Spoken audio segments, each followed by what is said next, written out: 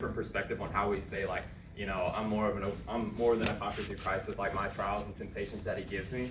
Because something that came to my mind is like, yeah, we're more than conquerors through Christ, and we can overcome our temptations and our trials that we're tempted with. You know, how in the Bible it says that, you know, he's not going to give us something more than what we can bear. But that's only if your flesh is stronger than your spirit. So I really want to give a new perspective on that, because, you know, a lot of the times we try to overcome those things, and it's like through us, not through Jesus.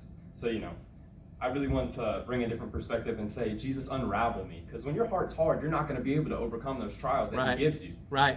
So as Christians, we like to put on our face, we like to, you know, say that everything's all right. We like to, you know, put a smile up. You know, I'm dealing with sin, but that's okay. That's just who I am. But no, that isn't what God has intended. Right. You know, he doesn't want you to feel numb. He doesn't want you to put on a fake smile. He doesn't want you to cower down to the whispers of the devil.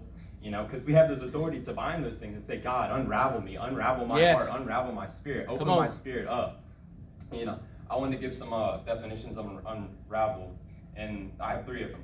Number 1 is to disentangle or disengage or separate threads that are knit. 2 is to free or to clear from complication or difficulty. And this 3rd one really stands out to me. It says to separate connected or united parts to throw into disorder.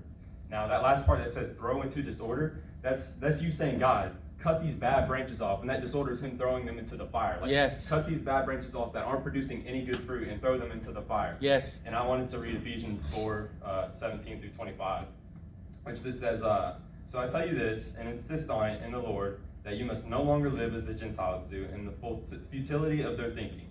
They are darkened in their understanding and separated from the life of God because of the ignorance that is in them, due to the hardening of their hearts.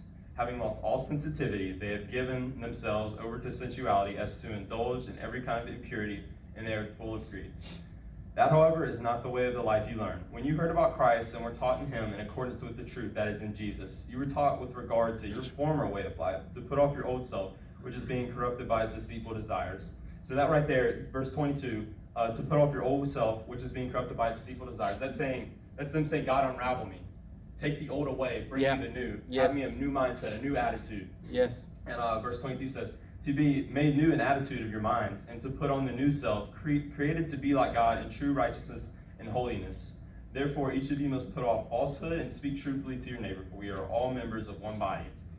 So, you know, so when you say let God, like when you let God unravel you, you're gonna want to be more holy. You're gonna want to be more righteous. Yes. You know, when you say unravel me, and I just like that word. I just like to say that word, but it's the saying, God, unravel me. Literally cleanse my spirit. Like, make me want to be holy and righteous for you, and make me like have my desires be for you, to please you. Yes. And to put off my old self. Like, don't let my heart be hard, even when even if I don't know my heart is hard. Let me know. Give me that spirit to discern whether it's hard or not. Give me that spirit to see if others are harder, like their spirits are hard or not. You know, help them unravel. Yes. And you know, in order for you to do that is, you know, during worship, I kind of want, you know, people to come to the altar, you know, just physically speak to God and say, Jesus, unravel my heart. Yes. If my heart is hard, if I'm not giving full surrender to you, just Jesus, unravel my heart and make me just full surrender to you. But thank you. Amen.